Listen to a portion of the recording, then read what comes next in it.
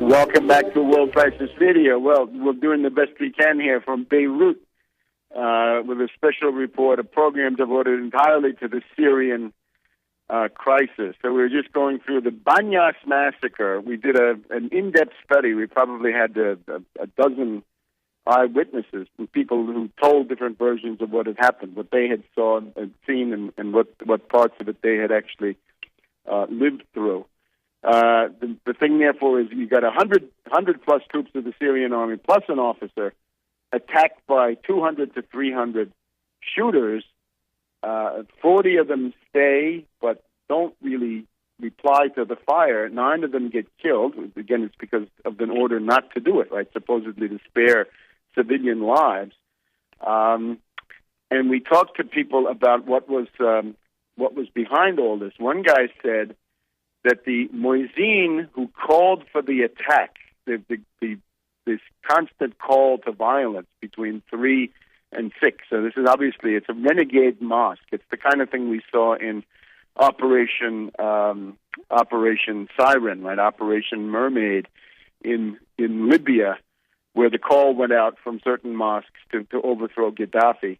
In this case, one of the eyewitnesses, one of the most capable of the eyewitnesses, said he thought that the Moisin who called for the attack had been inspired by Qaddam. And Qaddam, as we mentioned before, Qaddam is the former foreign minister of Libya, and he is now being groomed by the NATO gang, the United States, Britain, and so forth, and the Israelis. He's being groomed as the new dictator of Libya. And, of course, he's almost 80 years old.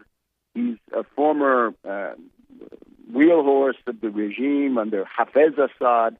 This is somebody who served, I think, 15, 20 years as foreign minister. It seemed like he was there forever. And now he's going to become the face of hope and change. And the idea is that people on the ground realize that what is happening, that it's not a matter of any spontaneous democracy demonstrations. It's just not there. That's not a demand. But rather, it's something being orchestrated. So orchestrated by Qaddam from Paris. It was interesting that I had seen an interview with Qaddam in Le Monde, the French newspaper, on the way over. When you stop in Paris and you pick up the press and look through, and here's an interview with Qaddam telling about how he's going to take over Syria. The quote from Qaddam is that he says he's going to ride back into Syria on a U.S. tank. How about that? So every Freemasonic monster in the world, and you look at his face, and he's sort of got P2 Lodge written all over his face, or something like this. He thinks the U.S. is going to shed blood and money to put him back in power. Well, that's up to the rest of us whether that's actually going to happen.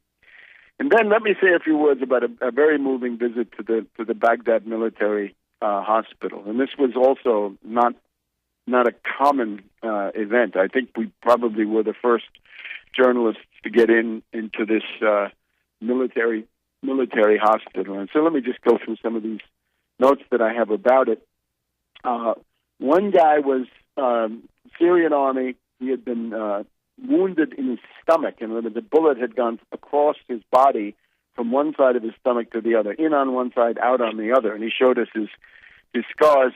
He was doing security duty in Damascus at 4 o'clock in the morning, and snipers came on the scene and started shooting, except this is maybe not, sniper is not exactly the right word. This was just shooting at extremely close range, and with somebody walking by, he said about 1.5 meters away, so 4.5 feet, shot him. The soldiers that were there that Saturday morning at 4 a.m. were completely surprised by this sneak attack. The soldiers had guns, but the guns were not loaded, and therefore they weren't able to fight back either. So the guy says, we think those attackers were cowards because they wore these hoods. Now, this is a very interesting thing, because a lot of this is going on in French, right, for the various translations. But the cagoule is a hood A kagul is a hood. And kagul is also, in the 1930s, there were hooded people, kagular, who were the French fascists. So maybe we can call this the Kagular Revolution or the Kagular destabilization of Syria. So here are guys in black hoods with black clothing that kill soldiers at a security checkpoint at 4 o'clock in the morning.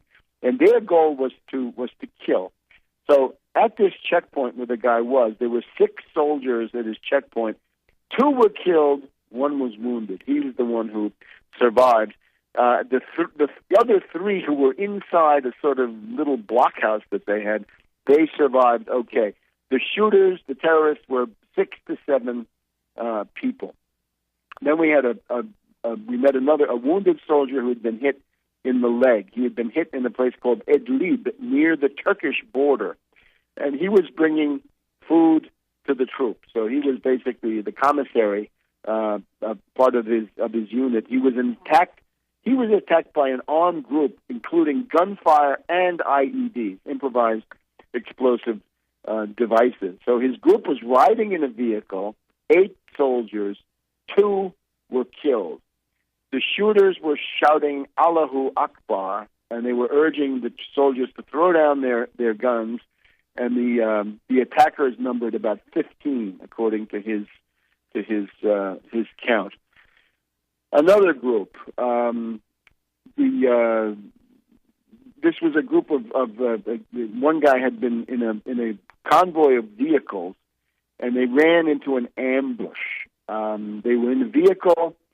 He was hit several times, and he said again, this constant thing we find, that he was surprised by the shooting.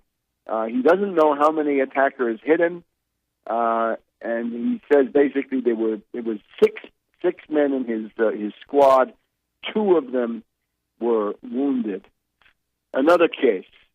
This guy was wounded in Homs. He was attacked by an armed group. It's in a place called Babatrim, Babatrim, suburb of Homs. Now this is different because this was an offensive operation. At least it wanted to be an offensive operation. We were told by superior officers that there was an armed group operating in their zone, so they were sent to arrest them, right, to basically neutralize them. But the group from the Syrian army came under fire as they approached the place where this terror group was operating, death squads, let's say. There were 100 soldiers in this group. 7 were wounded and 6 were killed.